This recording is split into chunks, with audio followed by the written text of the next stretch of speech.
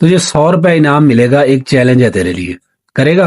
हाँ 1 से 10 तक गिनती सुनानी है बस।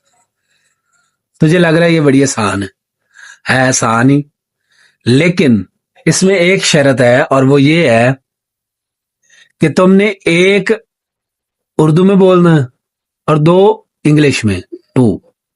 इसी तरह फिर आगे 3 उर्दू में और 4 इंग्लिश में।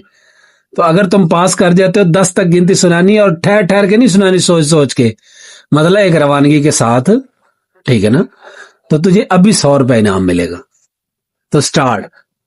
1 2 3 1 2 3 4 5 6 7 8 9 10।